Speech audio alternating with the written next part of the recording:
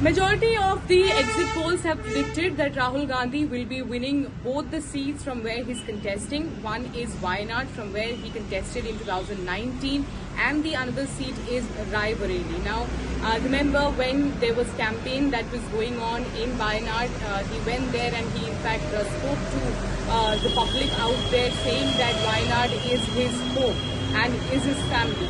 And Raebareli, when he went to Raebareli, he said that the responsibility has now been given to him to take care of the people of Raebareli by Sonia Gandhi, because it is considered to be Sonia Gandhi's bastion. Raebareli is considered to be that, and now we are seeing that the exit polls are predicting that Rahul Gandhi will be winning from both the seats. Now, if tomorrow he wins from both the seats, the question once again is that which is the seat that he will be leading.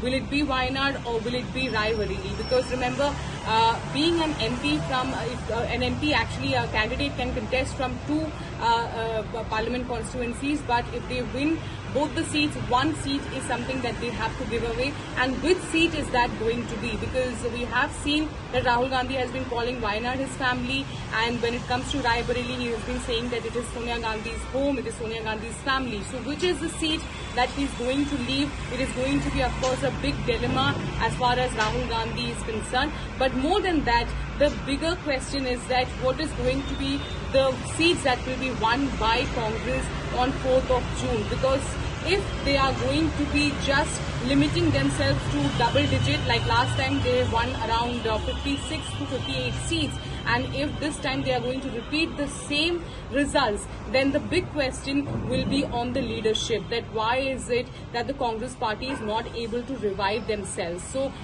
we have seen how the exit polls, majority of them have said that the India Alliance will in fact be wrapping around 175 to 185. They will in fact be less than 200 seats when it comes to the Lok Sabha elections. So the question, of course, will be on the leadership of the Congress party, and we have to, of course, see whether there will be an accountability if that scenario actually happens.